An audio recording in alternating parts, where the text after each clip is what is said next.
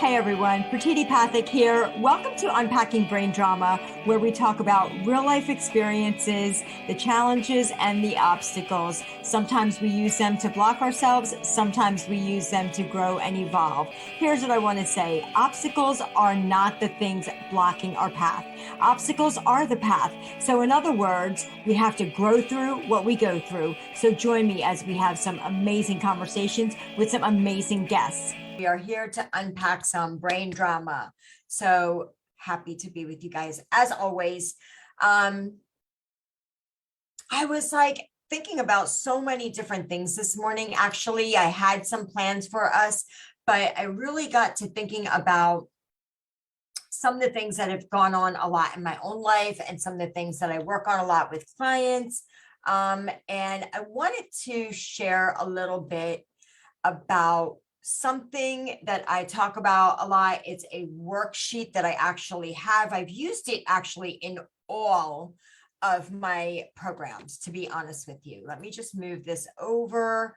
I've actually used it in all of my programs that I've done in group coaching. I've done it with one-on-one clients. I've used this concept a lot that I had heard few years ago, and it was can't even remember what I was listening to, but it was something about the top outcomes that you want at the end of your life. Like, what do you want to achieve at the end of your life? And for me, I thought about that. I was like, what would be the top 5 outcomes that I would want to achieve at the end of my life? And when I thought about that, let me see something here. I'm glitching. I'll try to reopen this again later, but for right now, I think I'm just going to let it go. So when I think about that, I always think about how do we actually get there, and what are our thoughts when we're thinking about what we want to create in our lives. And what I was thinking way back then when I first made up this worksheet is, when we are younger, we think about things in our future. And as we get older, we tend to reflect on things in our past. So it really comes down to, if you break it down, it really comes down to where is our focus? Is it future focused or is it past focused? And I thought about, where does that actually shift? Where does that change take place? So I talk about this concept of being able to have longevity in our lives with the way technology and medical advances up until today, how great they have been. And when I think about how much will probably be accomplished in the next 10 to 20 years, and I can't even, it almost blows my mind to think about where we might be medically advanced and technology advanced within the next couple of decades. And when I think about that in relationship with our lifespan and our longevity ability, I think we probably could easily live to 100 years old, most of us, and I'm talking about I'm excluding accidents and ailments that come our way that can't be avoided. But I think about, when we are younger, we are future focused. So when we're in school, think about grade school, right? We are thinking about, oh, I can't wait till I'm in 3rd grade, 4th grade, 5th grade. We're always thinking about the next grade, or what we're going to be. Oh, I can't wait to learn this, or I can't wait to take this class, or I can't wait to be old enough to do XYZ. I can't wait to be old enough to join this sports team, or join the gymnastics or cheerleading or wherever those things are. And we also, as we get older into our teenage years, we start thinking about college or our future education. We start thinking about getting married, having kids, buying a home, getting a dog, like we think about our career, we think about the future. And one thing that I really noticed is we are not thinking about the future as if it may not happen. Go back to like third grade. There was never a thought that we may not ever go to fourth grade, right? It wasn't even like, it was like a no-brainer. Like, of course we're going to go to fourth grade. We never doubted our ability to pass the third grade and move on to the fourth grade, and so on and so on, right? There's never really that doubt that we're just never going to finish going to school. We always think eventually, I mean, most of us, I want to say, most of us probably eventually think we'll eventually get married, we'll eventually have kids, because we're deciding whether we want to or not. But if we want to, we're not really doubting that it may or may not happen. Right? We're like, yeah, someday I'll get married, someday I'll have kids, someday maybe I'll buy a house. We are future focused that way. And then as we get older, as we go through our childhood years, we experience different things along the way. And as we're experiencing different things, we making decisions on those different things, right? If we got a bad grade in school, we've decided maybe to work harder at getting better grades. Maybe we're studying more. Maybe we're not spending as much time goofing off and playing around, right? Maybe we're not. Maybe we're deciding to say, who cares? And we just kind of get through school by the skin of our teeth. Some of us drop out of school, right? So we're making decisions during these experiences. Maybe there are experiences that we go through that, things that happen in life that we don't have control over, right? So maybe parents get divorced. Maybe we lose a parent. Maybe, we have a pet that we lose. So we start to experience challenging moments in our life, maybe loss, like I said, loss of a parent, loss of a grandparent or a sibling or an aunt or an uncle or a pet.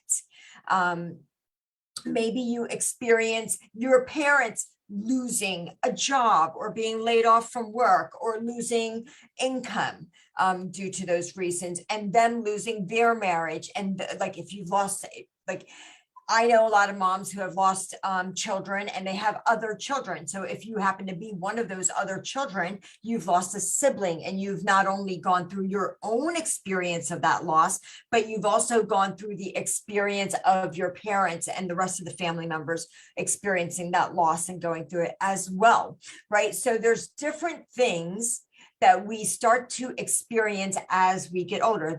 Obviously, the more of life we experience, the more different those experiences will be, right? Challenges, obstacles, setbacks, really awesome times too, right? Not just all bad. And so when I think about those things, I wonder how we get to stop thinking about the future in a way like it just won't happen, right? We are thinking about it in a way that is inevitable, that it's of course going to happen if we want it to. Now, once we have achieved some of those things, we start reflecting back and start becoming more past focused. And we start reflecting back sometimes in a way that negatively impacts us today. Not that the experience was a challenge, but the way that we're choosing to think about it right now, currently, because that experience is over. Now we just have our story around it. Now we're past focused, and it affects how we think that we may or may not be able to show up or accomplish things now in the future. So one of the things I think about is, if I have experienced things in the past, and this is me personally, and I've noticed this with a lot of people that I work with, people that I've talked to, clients, and what ends up happening is, if they've had a failed marriage, or if their marriage is failing, or if their relationship is failing, or if they're not getting what they want out of their career or job. They start questioning and doubting themselves, and they have now past evidence of how they have maybe unsuccessfully done something in the past. So it's kind of keeping them from thinking that they can be successful doing it in the future. I'm going to try something here real quick because it's annoying me. But so one of the things that I have experienced a lot is when we start becoming past focused, we tend to create more and more self-doubt by using our past experiences as evidence against us in a way. So what I mean by using it against us, let me just take a look here because I even have my worksheet up in front of me. If you think about once you've achieved some of the things, you are trying to still create your future. So go back to this concept of our top 5 outcomes that we want to accomplish at the end of our lives.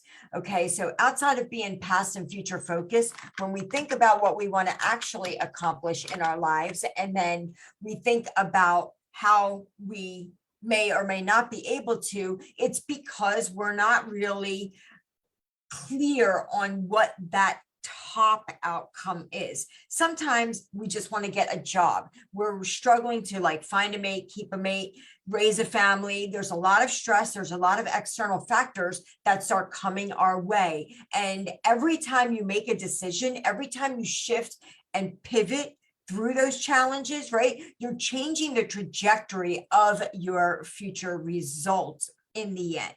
Right. And if you think about at the end of our lives, people have done lots of studies on, talking to, surveying people at the end of their life.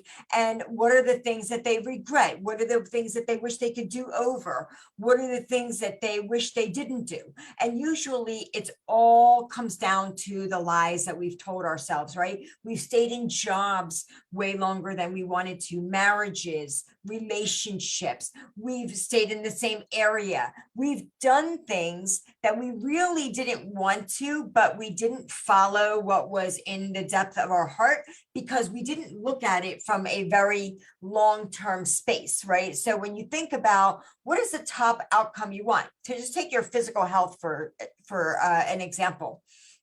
I hear all the time that people want to lose weight. They want to exercise more. They wish they would go to the gym more. They wish they had more energy. They wish they would be able to do things more with their, activity level. And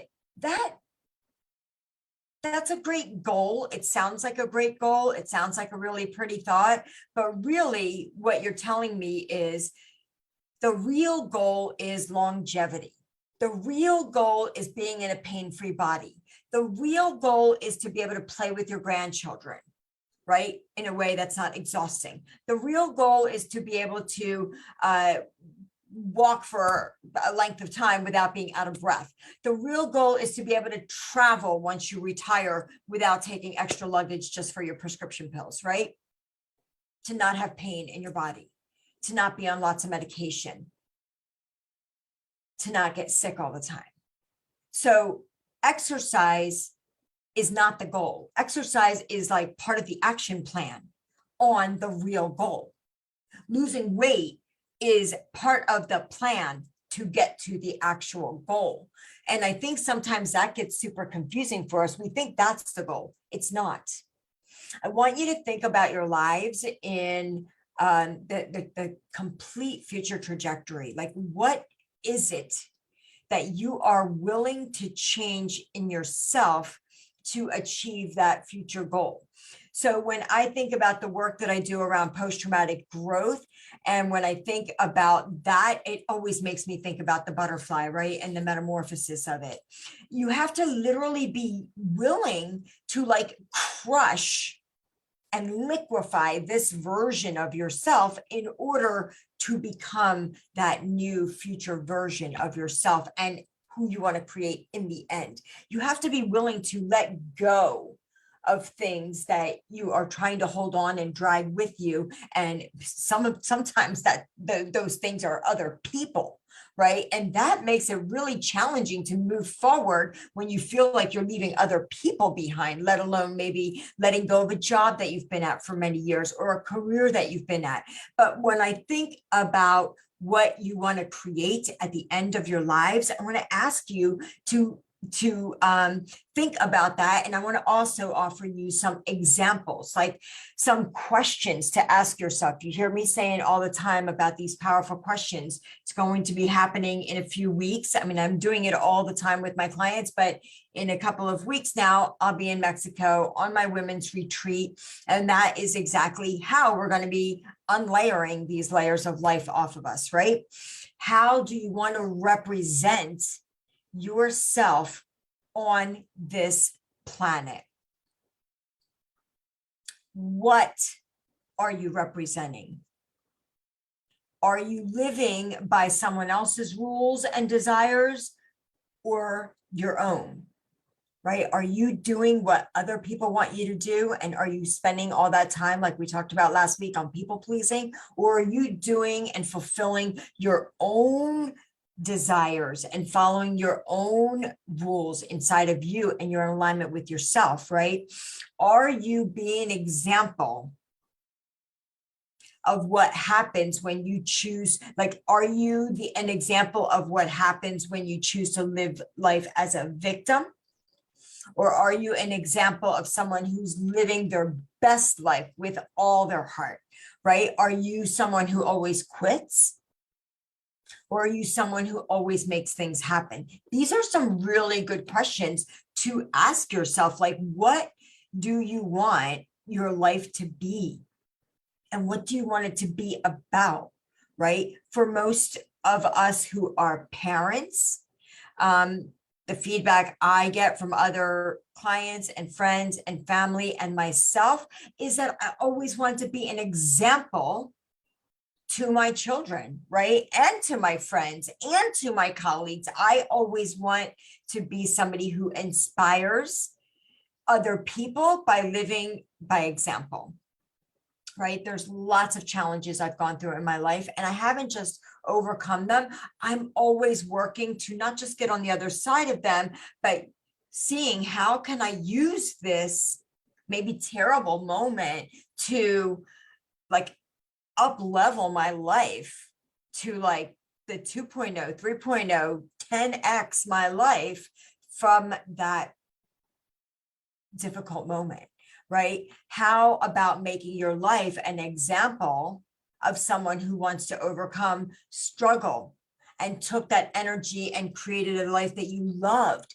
That's what I want to do, right? How about somebody being someone who takes responsibility for yourself and doesn't blame circumstances or anyone else for your current life? We talked about vibrating at a certain energy level, right? And that is how we attract the rest of the energy towards us. So what you put out there is what you're getting back. If you're always living in the effect of your external situations and circumstances, you're always going to be at the effect of the external world.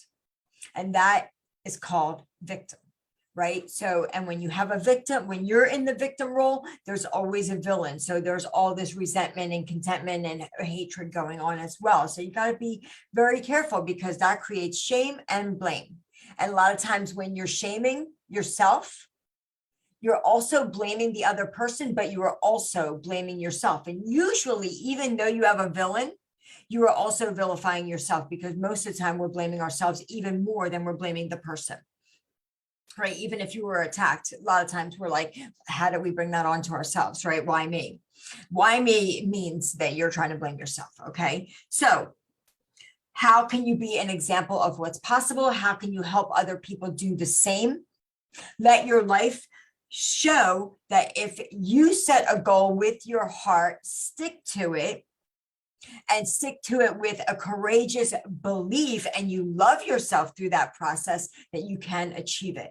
right? Allow other people to believe that they can be free of their weight struggles because they see you as the proof that you've done it, right? Let you be the example that you can get rid of anger and find peace and patience, right? Allow other people to go after their dreams while they're watching you live yours, right? These are some of the top goals. Now, if anybody that's on this call right now or watching it later, if you're watching the recording later and you want this sheet, let me know and I will send you a link to get this beautiful worksheet. It's a few pages and it's such a great guideline for creating the top 5 outcomes. I'm kind of like having it up in front of me just so I can hit on some amazing points. But something I have talked about in the past is like, wouldn't it be amazing if someone looked at you and was inspired, not impressed by you, but inspired by who you are and who you've become through those difficult things. I've heard so much, right? You guys that know me know that I've gone through difficult things.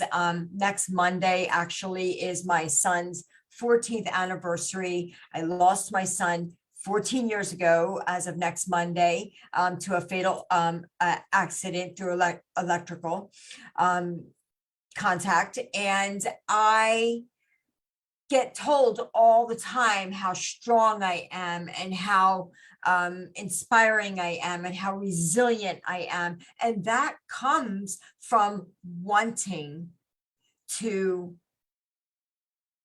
not wallow in it. No, I cry constantly. I think 2 days ago I was on the phone with my mom crying because that's what I also enjoyed. I think one of the things that we use against ourselves when we are in this past focus is we use that in a way to debilitate ourselves and inhibit ourselves from moving forward, because sometimes we are very justified in other people agreeing with us on why it must be so difficult to move forward, right? We don't move forward. We end up using this as a crutch to keep ourselves from moving forward. And so sometimes we get stuck is one thing, but then we stay stuck. So getting stuck is like something happened, wasn't in our control. Staying stuck was something we actually contributed to that, and we made that happen, the staying stuck part, right? We don't have to stay stuck. That doesn't mean we have to like what happened. That doesn't mean we agree with what happened. That doesn't mean we condone it, that we approve of it, that we're over it, that we're like fine with it now. No, it just means that we have changed our relationship with it. So let me say that part again.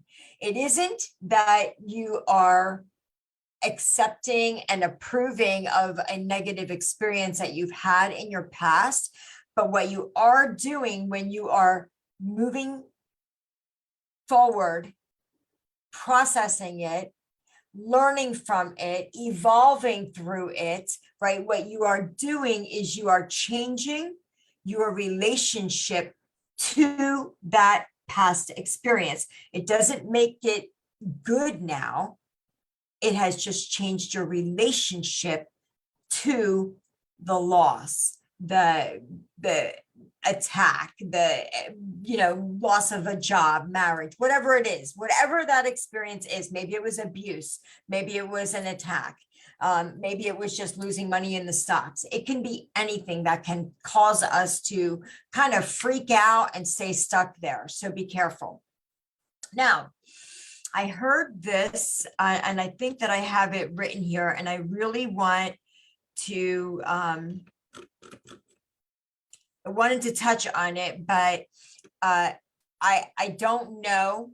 I don't know where it is, but I want to ask you a question. I know what the question is. I was just trying to find it, but I want to ask you this question. I want to leave you with this powerful question is, I know I said, wouldn't it be great if somebody looked at you and wasn't just like, amazed by you, but they were inspired by you to go do something of their own. If somebody, like, not just impressed, but like inspired. So I want you to look at your life as this. I want you to ask this question of yourself.